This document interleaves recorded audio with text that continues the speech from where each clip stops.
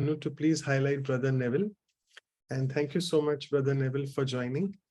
And Brother Neville Hodgkinson has joined for the first time. And before I pass it on to him, it's my duty to introduce him. He's a very senior member of the Brahma Kumaris from the UK.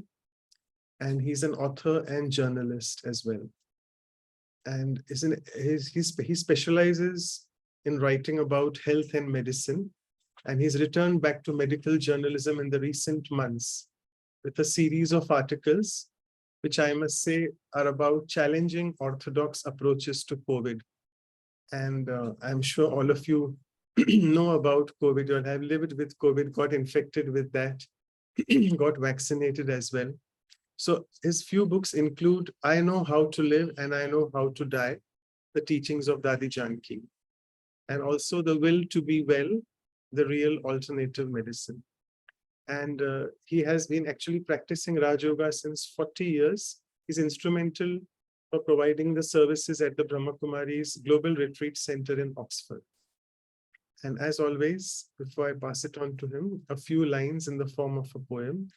So we have with us today Brother Neville Hodgkinson, who's the Supreme's choicest and dearest son, SON. Filling himself daily with the knowledge from the divine Son, SUN, he teaches us that remember none, but only one. Lead your life in remembrance like that of a nun, so that on this spiritual path, we can all have a healthy run. And a few lines on today's value of cooperation.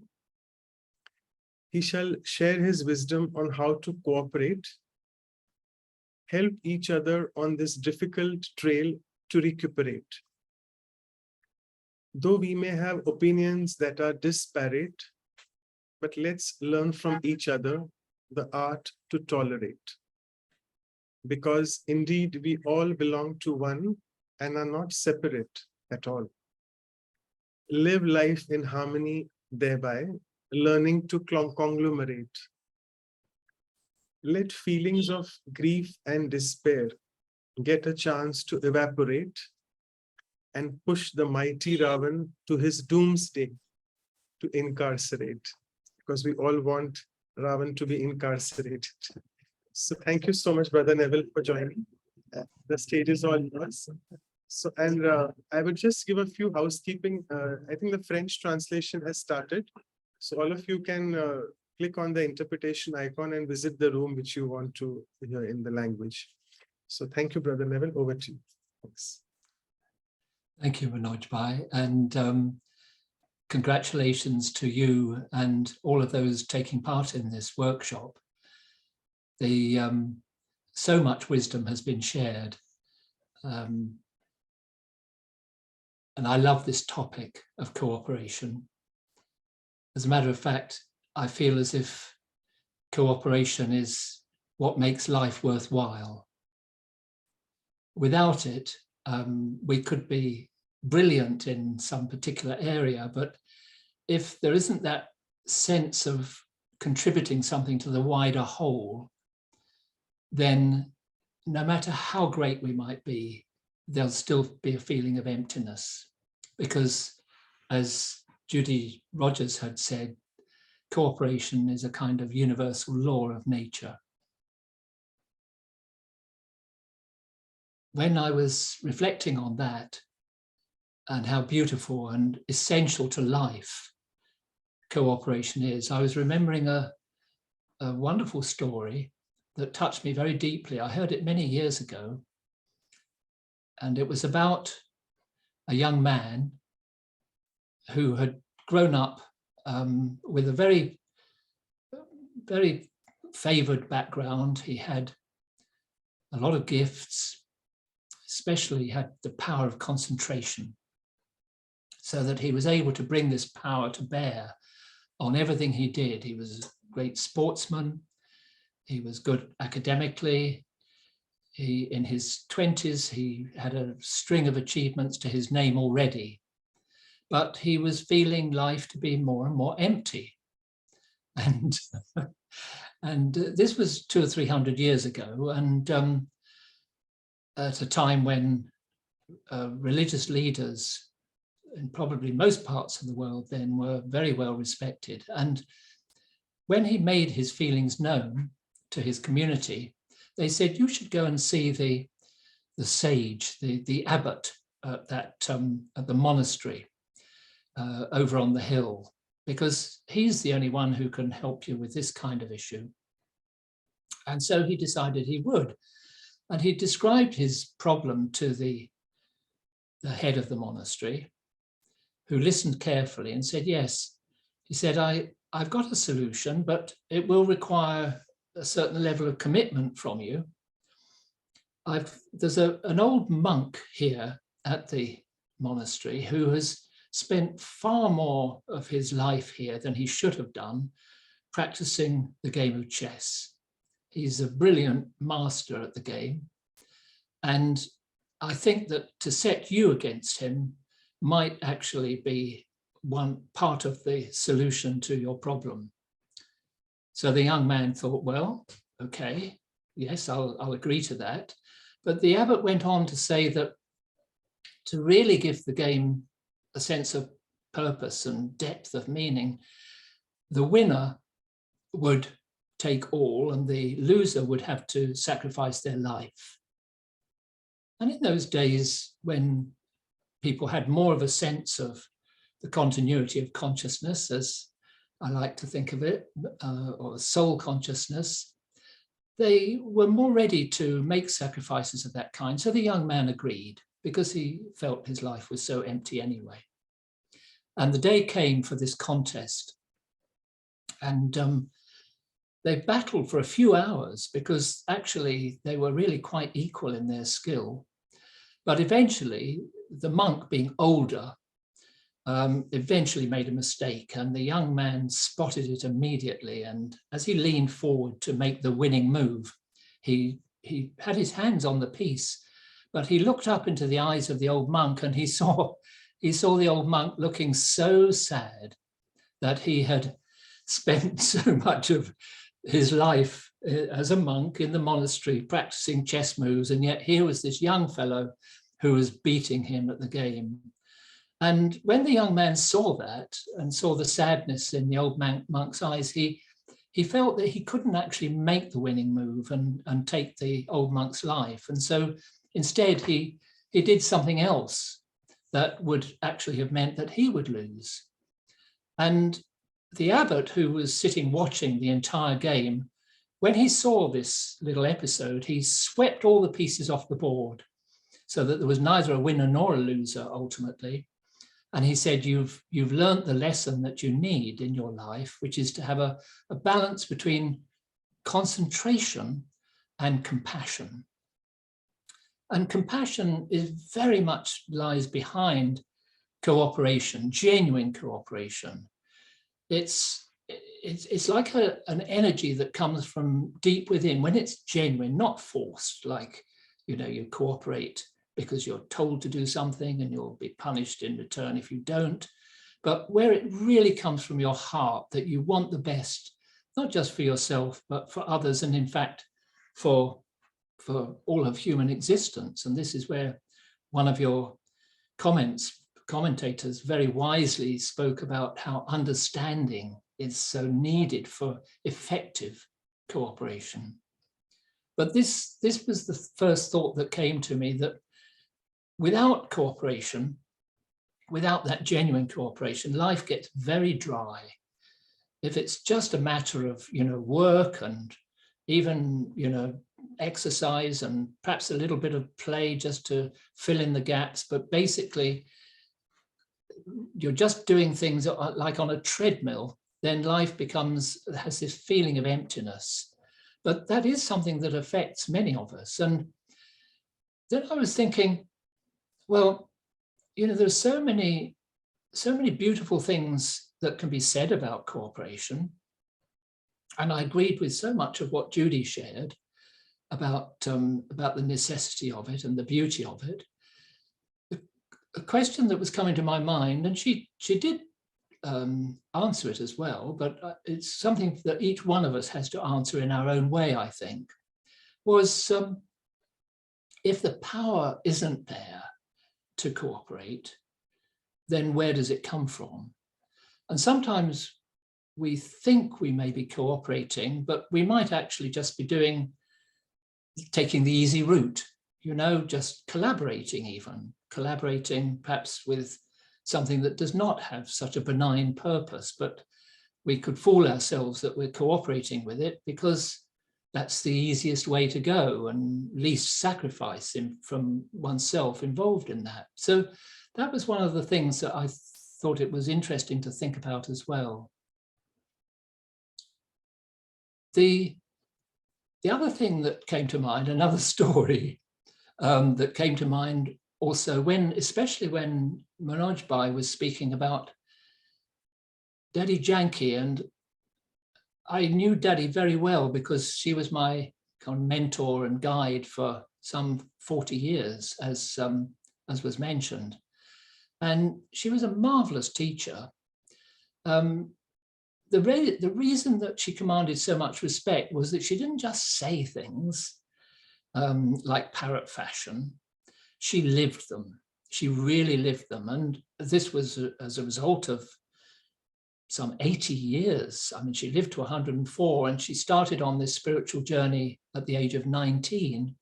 And even before then, we had stories from her of how even at the age of 3 or 4, she would be correcting people spiritually, like her telling her mother that she needed to be vegetarian, a few stories like this. So really basically a century of service on Daddy Janki's part. And one of the great secrets that allowed her to be as powerful as she was a huge amount of attention to her thoughts.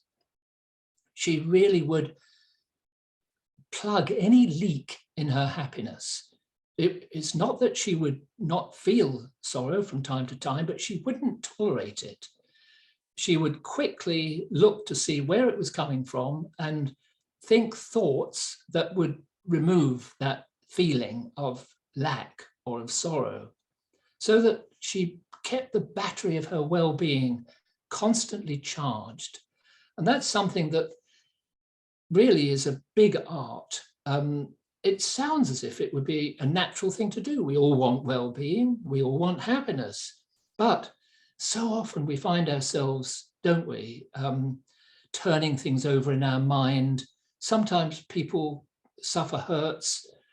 Maybe they've originated in childhood and they don't really quite know where the feelings of negativity are coming from.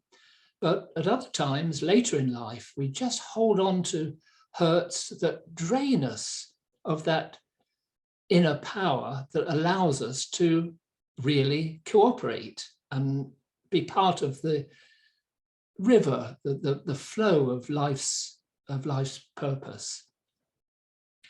The story that I was remembering from Daddy, which had a very powerful impact on me. I've told it a few times, and I think it really still speaks to me, because there are still things gaps in my own, that vessel of my well-being that I have to plug from time to time.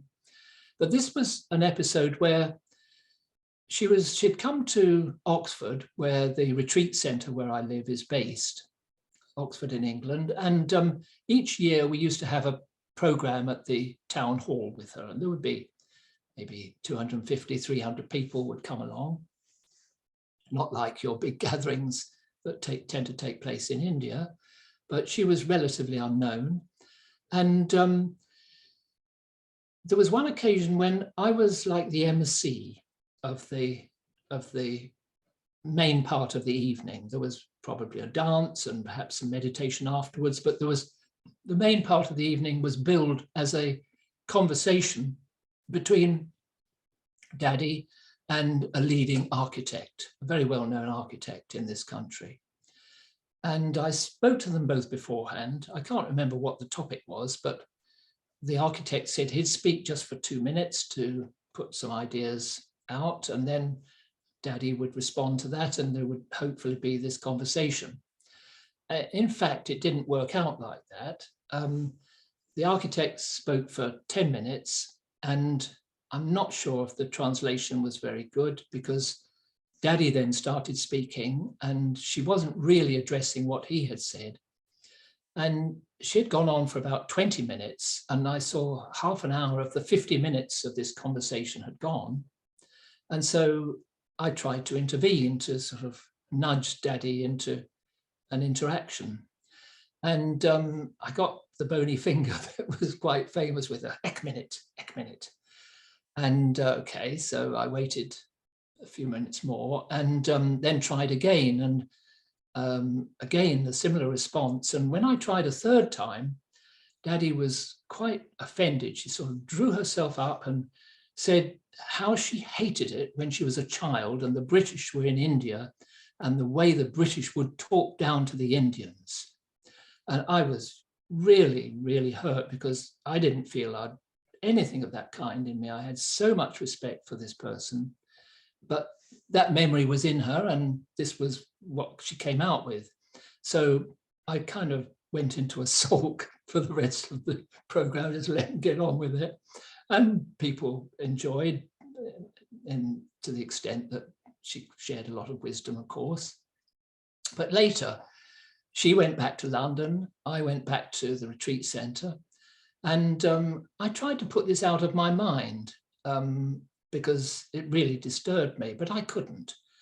And I dropped off to sleep eventually, and I woke up about 2 a.m, and it was running through my head. And so I thought, I'm going to have this out with Daddy. So I got in the car and drove down to London, about an hour that time of morning, and turned up around 4 o'clock for an early morning meditation that Daddy Janki was conducting at the Brahma Kumari's headquarters in London, Global Cooperation House.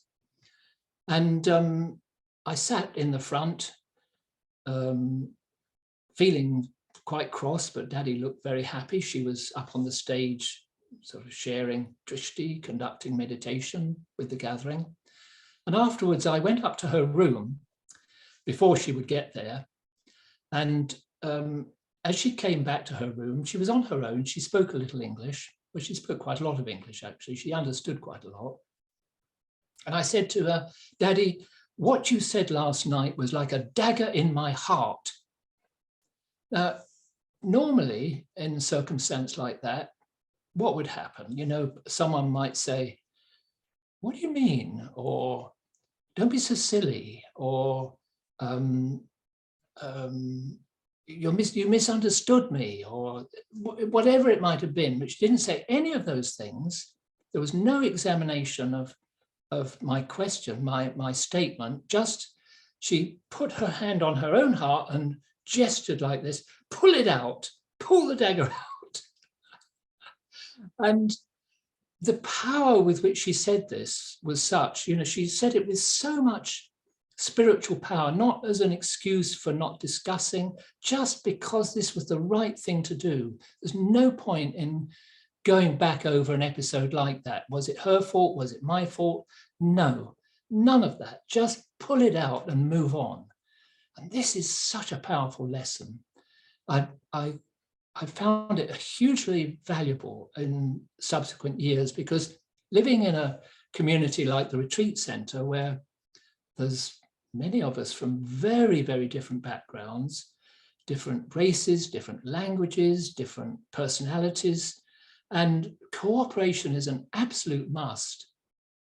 And so every now and then misunderstandings arise, hurts arise, but this lesson to minimize the impact of these hurtful episodes on oneself by removing them with that power, the power came from her in that case. It was so complete, like an order, that it happened easily. But for myself subsequently also, to greater and lesser extents, I'm learning and continuing to learn how not to let past hurts continue to deplete my spiritual strength, because it's only when I maintain that spiritual strength really well that I can truly cooperate. Otherwise, the ego, the self-defenses, the narrowness, the selfishness, all of those tendencies may from time to time recur.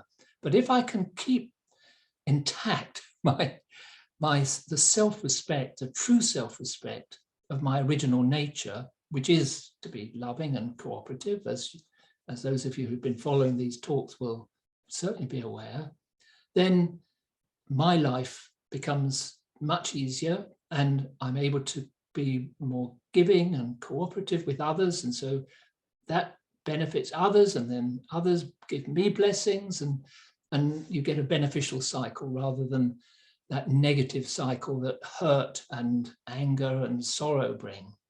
So this is kind of immensely important in my own mind as the means to really maintain the power to make cooperation a reality, to make my contribution to cooperation a reality. I hope that those stories make some sense. I think there are, just talking about these things is helpful because we can highlight behaviors that promote ease of communication and good relationships. It's good to do that, but actually finding the power is really an important part of it at the same time, because otherwise, if you just talk about values of cooperation and compassion and all the rest of it, but you don't actually put in practice the discipline that allows the power to develop and be maintained internally to put those values into practice, then it can almost be worse than otherwise. I know our National Health Service, it's a very top-down system. It employs about 1.5 million people, and the vast majority of them are good people, gone into healthcare because of wanting to help others and as well as earn a living. And yet it is huge and unwieldy in many ways, and it keeps being reorganized. It must have had 10 reorganizations, I should think, in the last 30 or 40 years that I've observed it. And sometimes, you know, with a top-down system where the politicians are the ultimate ones in charge, and they're under pressure themselves, so they put pressure on senior managers, and senior managers put pressure on the consultants, and then the patients are making demands from underneath, and the staff can feel that there just isn't the strength to live by these beautiful values that might be produced by their managers and put up on the wall. And in those cases, it can produce an actual, I think, a sort of negative reaction where people feel betrayed. They're being asked to live by these higher values, but they're not given circumstances in which would facilitate that. So it is important always to be aware of the value of these values, but at the same time to be aware of the need to empower them, both individually, but also collectively. I think one factor that I'd like to mention that took me a long time to deal with internally is where there is some kind of internal dissonance, meaning a kind of conflict inside. There are, probably the best example from my own life is what happened when, this is going back some 30 years,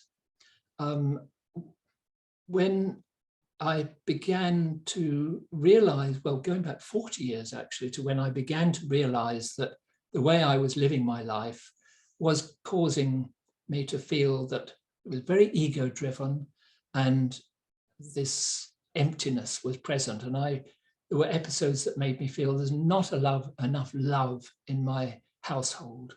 I was married with 2 sons.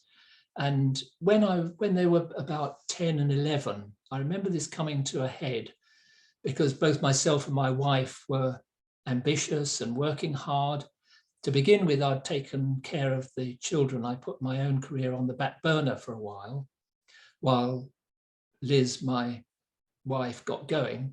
But then we were both really pushing forward with our careers. And I felt as if our boys were suffering, that there wasn't enough of this energy of care and cooperation within the home. And this led me, I think it sort of primed me for a spiritual awakening. I was working as a medical correspondent, a medical and science correspondent on one of the national newspapers in England. And I did gravitate towards doctors who had a holistic perspective, who understood the importance of the mind in keeping us well or in making us ill, because very definitely so many of our illnesses are the culmination of prolonged negative experiences. And so I was writing about this, about the mind-body effect. I was looking at love and its role in healing, as well as reporting technological and other breakthroughs and problems arising within medicine, which is a wonderful profession. It's always self-examining and moving forward and finding fresh ways of caring. So all of that primed me, I think, for a spiritual awakening. And it did happen one day when I'd gone to a press conference that was given by a Swami of the Siddha Yoga school. It was a guru in India, and this Swami was a lovely person. He'd been invited by a top Anglican churchman, Edward Carpenter, who that time he was the Dean of Westminster Abbey, which is the top Anglican church in the UK. And the Swami spoke about the soul. And this had formed no part of my background. Yes, there might have been reference to it when I would go to church as a child, but not really with any kind of meaning. But there was a lot of emphasis on loving your neighbor, living well, turn the other cheek, be tolerant, various things, good behaviors that we should inculcate. But I don't remember any mention of the soul, but this Swami spoke of the soul, and the Christian chief, this dean, he also spoke of the soul. And there was a slight difference in the angle, but that in itself did something to awaken something deep inside me. And I had a kind of vision of light at the end of this press conference when there was a chant of Om Namah Shivaya was shared by some of those present. And that really was a wake-up call for me that led me to, in a few months later, to take up Raja Yoga with the Brahma Kumaris, who I met. They had a little center quite near my home. And so this was a wonderful discovery. I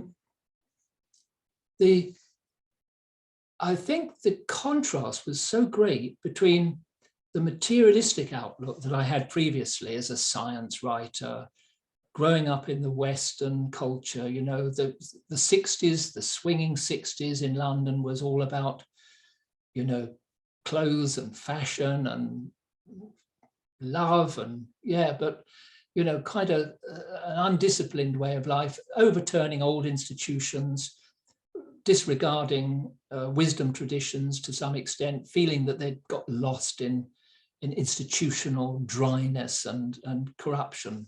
So there was this general atmosphere in which I grew up, but that's fine to question, but what was to be put in its place? And I didn't really have anything in its place in terms of that, where that love and care and inner self-respect was going to come from. And so I fell in love with the energy that I met in these sisters who'd come from India and who were teaching about Raj Yoga and telling me that I was a soul and that love and peace and wisdom were intrinsic to every soul, but that we'd lost sight of that through karma over many centuries, perhaps many, many lifetimes. so that it had got buried underneath these actions that became more and more limited. So the gold had alloy mixed in it, or you could say the rust on the soul was obscuring its inner beauty.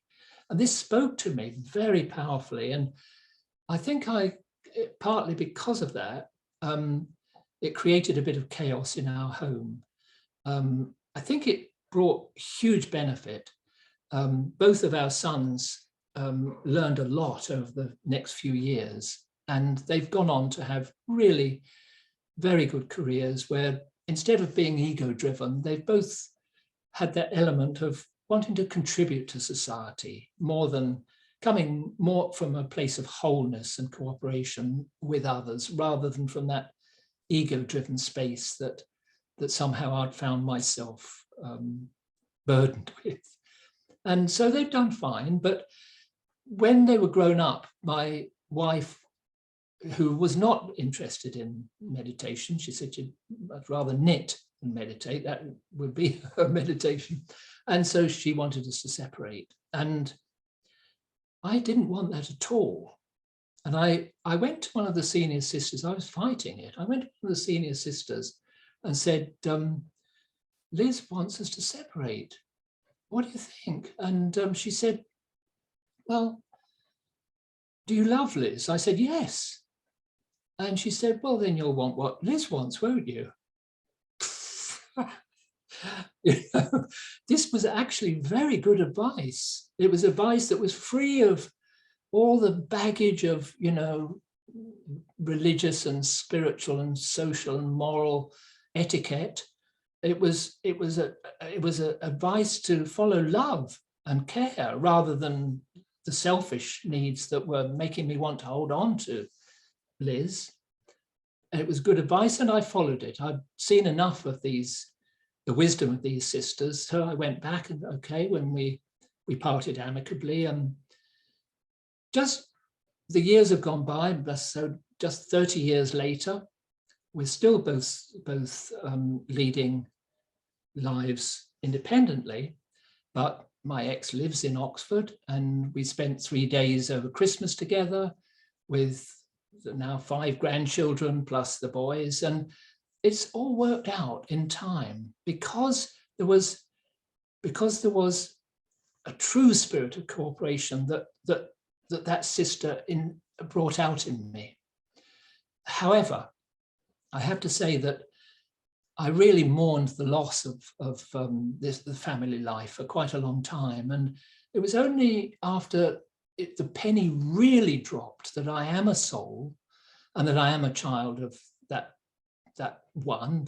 source, that I've come from there, and that I'm like a chip off the old block, and my true intrinsic nature, as with all of us, is of that love and peace and joy that one is the permanent reference point for. Only when that fell into place, and took some years for that to happen, when that fell into place, the power was there to say, okay, yes, this loss was not a loss, it was actually a gain. But up until that time, when soul consciousness and God consciousness had really penetrated me, I was still mourning this loss. And that conflict inside, it was part of my journey. I don't regret it. It's taught me something very deep, but it also meant that I didn't race forward like some of the brothers and sisters do with these understandings. But that's okay. That's been part of my journey. So that's another of the things that I wanted to mention, that sometimes there are these conflicts continuing inside, and they're not actually easy to overcome until, as with cooperation in an ordinary everyday way, needs some power. And some of these deep hurts need a lot of power, a lot of real clarity about the soul and its journey before you can really overcome that hurt. So it was a positive outcome, but even a few years back, I was still struggling with this. So those of you who may be finding that these things, the slings and arrows of outrageous fortune, as Shakespeare put it, that they have come your way, and you haven't actually been able to pull the dagger out yet, or whatever it might be, the sling and arrow of outrageous fortune. Don't worry, all of this will pass. It just takes persistence and patience with taking on board this beautiful spiritual awareness that you were talking about through Raja Yoga.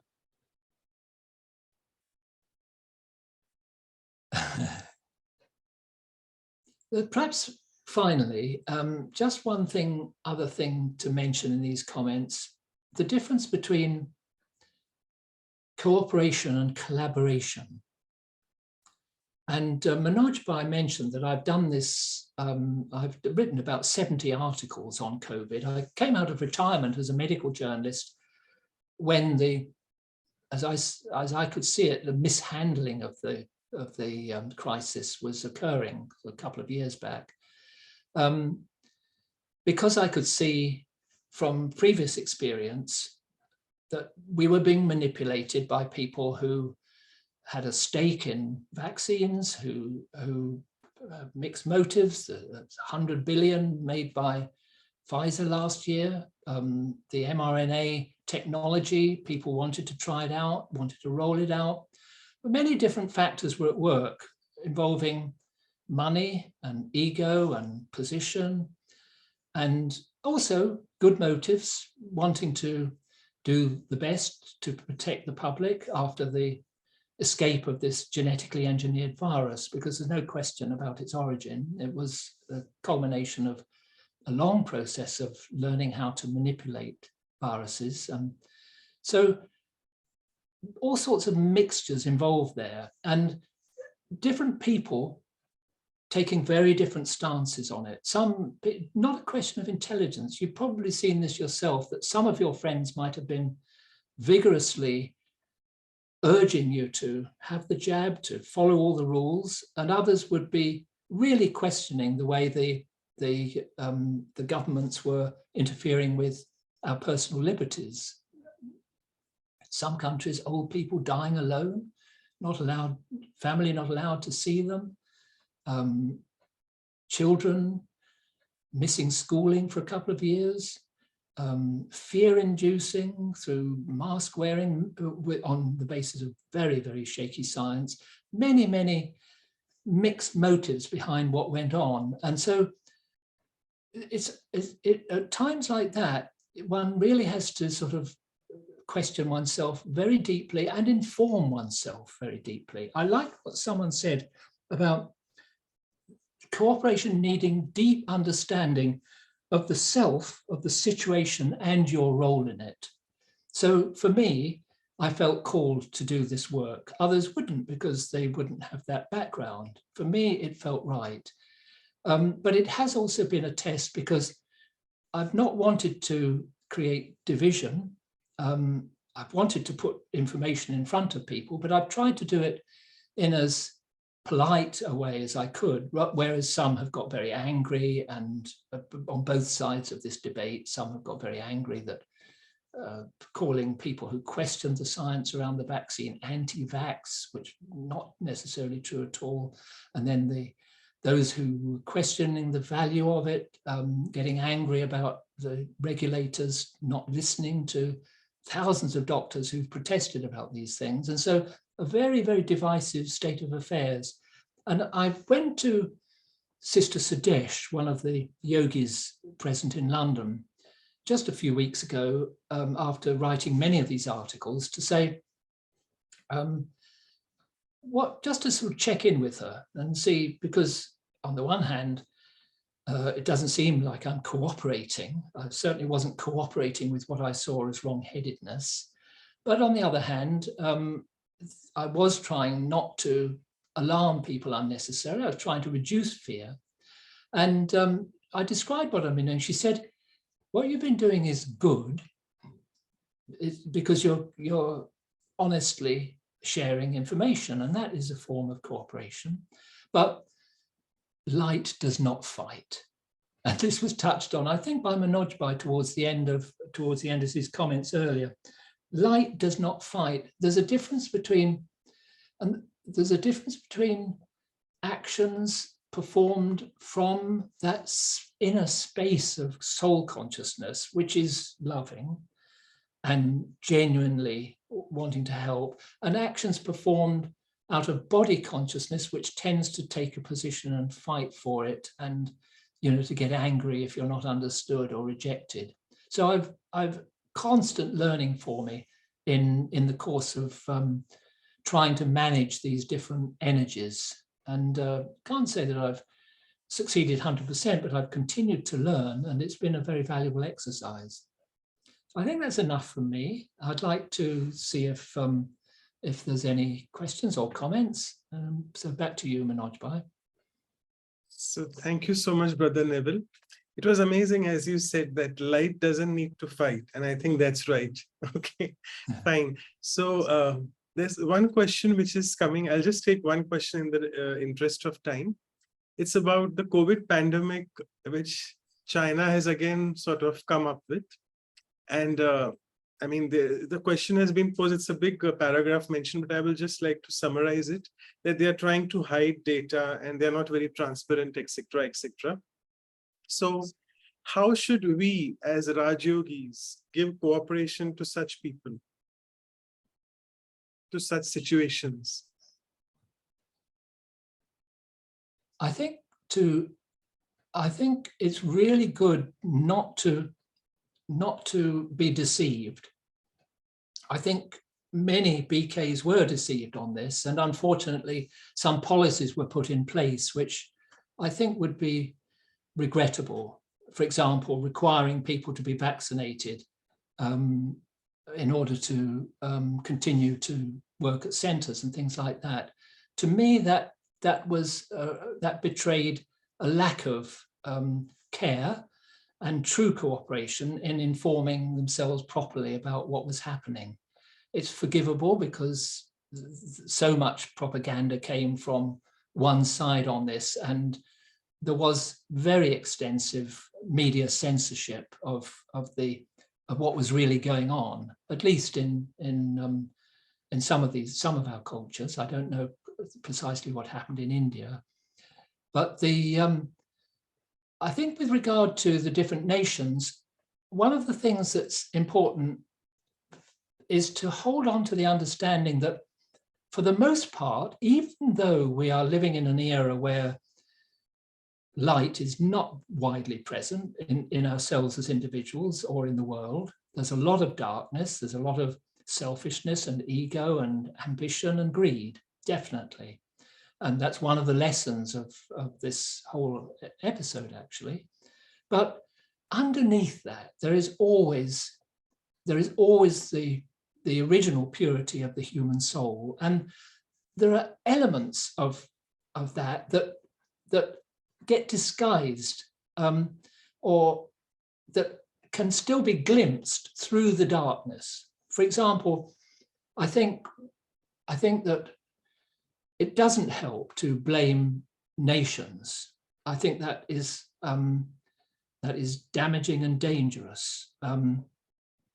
It doesn't help to, what it does help to see that the origins of this virus as genetically engineered, it was a collaboration between American and Chinese scientists, essentially.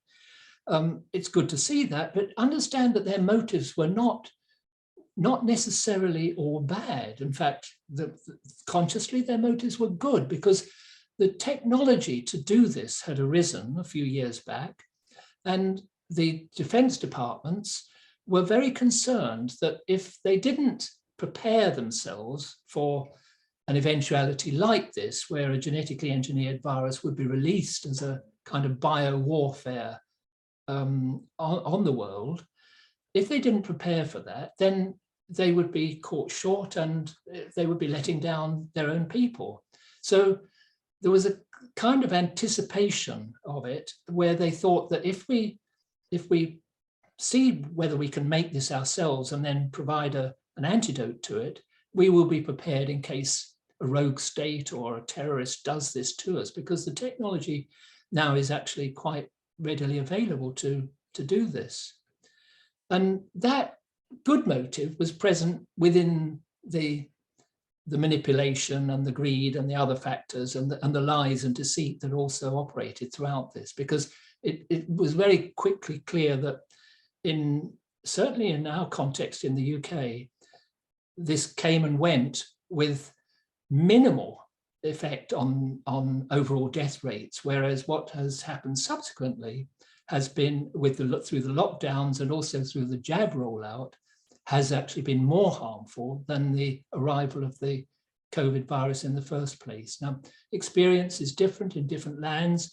There have been different types of vaccine have been rolled out, but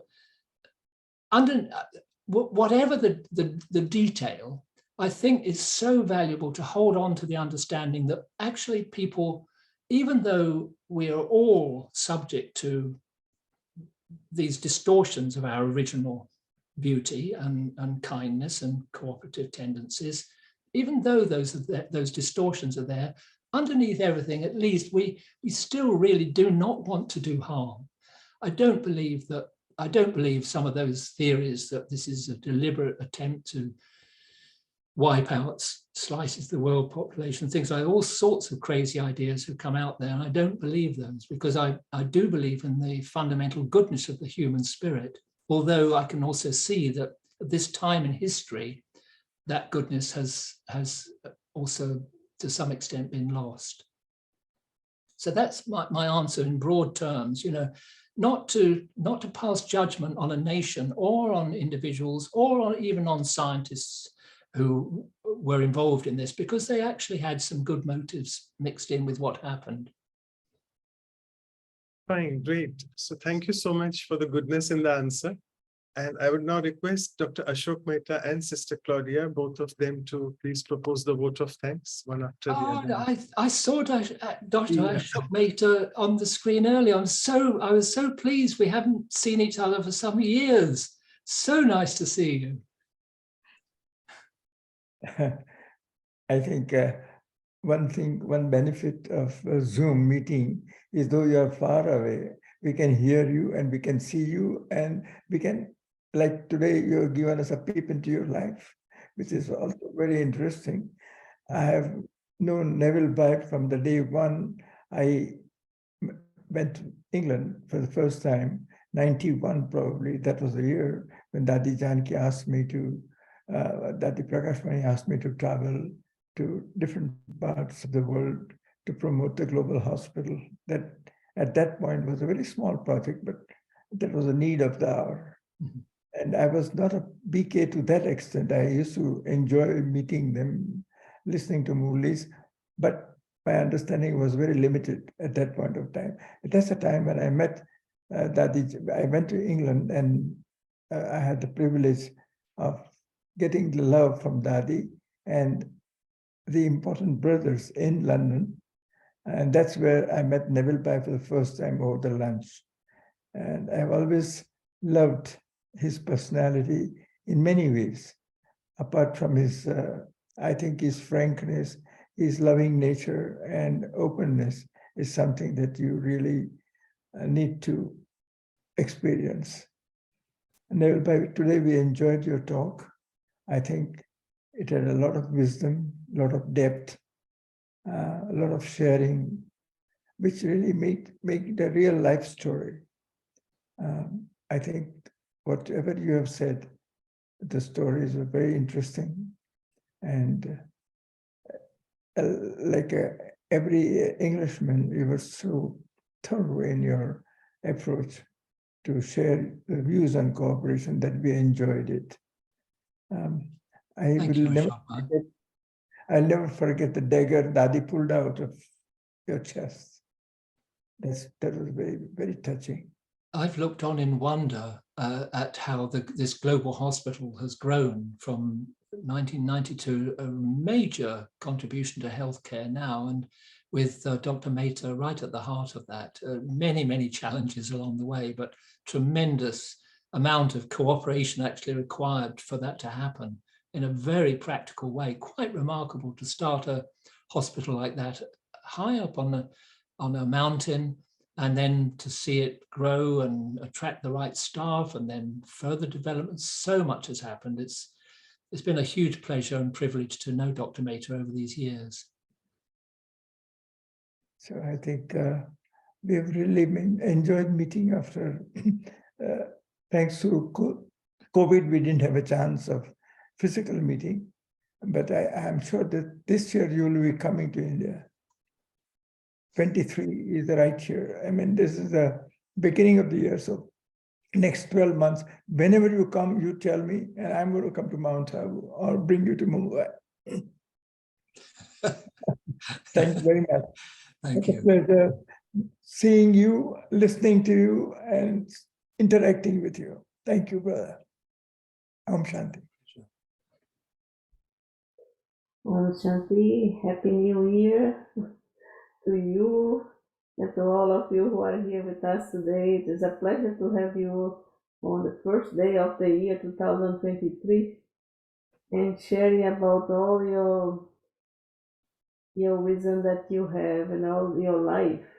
It's so nice when we hear stories of the other one's life and the power of cooperation. And yes, for sure, like Dr. Mehta said, this global hospital and also all the centers everywhere, all the retreat place, they are all cooperation of all of them who are there participating. Otherwise, we will not have that so large international organization running everywhere by themselves. So yes, I quite like the global hospital. I work there as a volunteer, and I have lots of love for that place, and I really thank Dr. Mehta. But today I'd like to thanks to you a lot for being with us on the first day of the year. So bringing us the value so important for us to put into practice, which is cooperation. Thank you very much, and Happy New Year to you and to everyone. Happy New Year. Thank you so much, both of you. And it's indeed a big thanks to Brother Neville for taking out time on the 1st January, because people usually are not free on that day, I feel. Okay, so let me just quickly go to the announcements.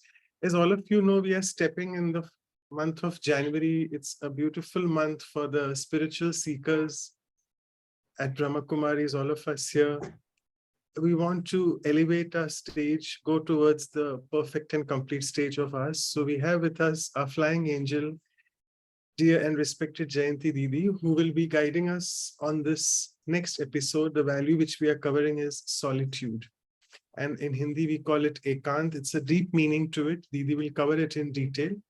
Remember, it's next Saturday, 7th Jan. And as always, the time remains the same, 8:30 p.m. India time, and the West Coast is 7 a.m. in the morning.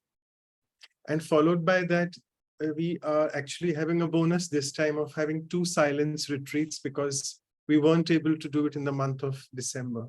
So we have the first silence retreat on solitude, the same value, and that will be immediately the next day after 12 hours of Didi's talk on Sunday, 8 Jan for India, and evening for West Coast, US and Canada. And as always, we have the workshop as we are doing today. So we have speakers all over from UK, and it started with Brother Neville this time. So we have again another speaker from GRC, Oxford. That's Sister Manda, and she'll be guiding us on her wisdom on solitude. She's also the one who's received a lot of sustenance and caring from Dadi Janki. This is our elegant January calendar. We have the other value which we'll be covering in this January auspicious Avyakt month is being essential. So we'll be announcing that later as well. And these are our websites, and you can find all these workshops on omshanti.tk/workshops, and all the episodes by the senior Rajyogis on this playlist /English. Or you can just visit our YouTube channel, vihasa.in. Thank you. And with this, I would stop sharing. I would request Anu sister to please take the photograph, because people are requesting for that. And then we'll go in the meditation mode with Brother Neville. So over to Anu sister. Yeah. Good, thank you. So everyone open the video, switch on. And Neville brother will have our fortune of first photograph with you on Zoom. Oh, We take this photo, so we make this moment memorable. And all your wisdom sharing that is with us. So I'm giving a minute or a few seconds for everyone to open their video. Start. So there are more in the second page. Got it. Thank you. So we'll just, is it Drishti or you want a meditation commentary, Brother Neville? What would you feel comfortable? just, I can say a few words. Yeah. Okay, fine. And do you want some music in the background? Low music though, it may compatible or not, or in silence. Yeah, some low music would be fine. Thanks. We'll try.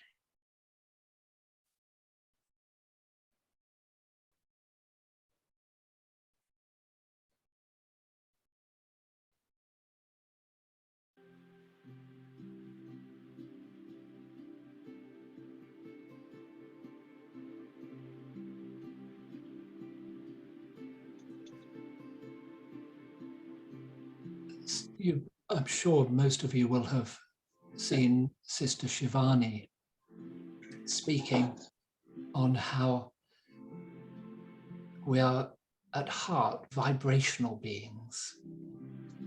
The matter of the body is one thing, but the soul is quite distinct. And once this is understood, we realize how important it is to ensure that as much as possible, the thoughts and feelings we choose to experience are of a positive nature, because that positive vibration not only heals and strengthens our immediate environment, the body, but those in our close connection and even the wider world.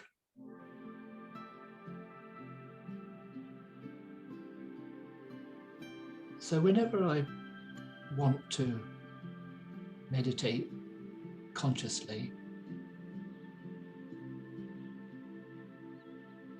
I embrace a thought such as gratitude for those that I love, gratitude for having found my way from a very dark place into more and more into light.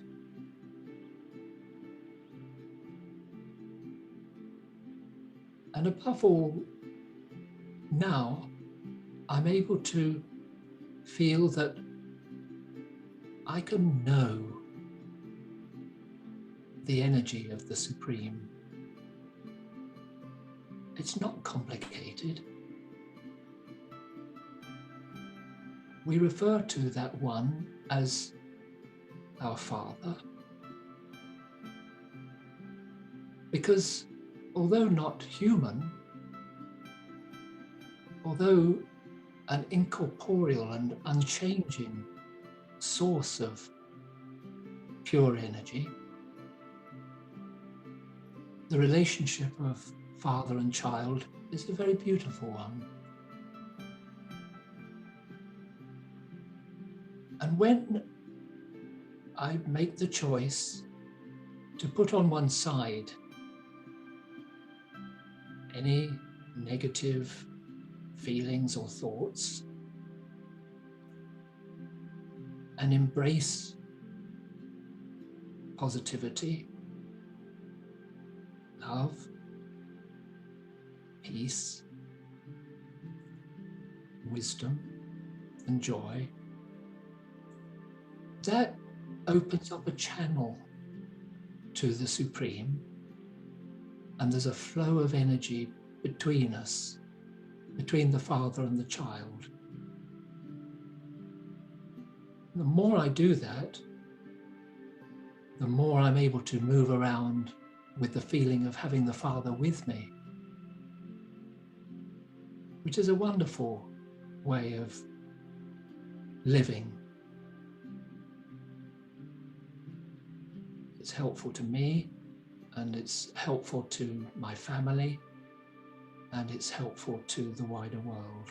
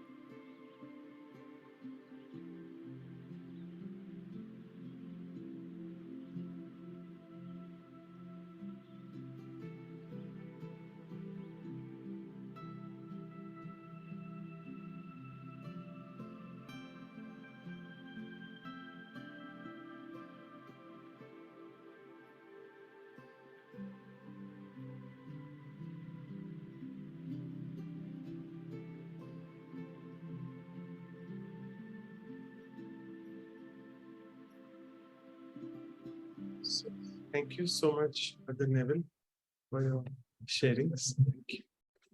Thank you. And Happy New Year to everyone. Yes, thanks a lot. Happy New Year to all of you. Thank you, Brother Neville. Happy New Year to all. Yes, Happy New Year. It's a beautiful year. Thank you, brother. Very, very beautiful start for giving us this beautiful start. It was a big privilege to be invited to be with you today. Thank you. Thank you. Om Shanti.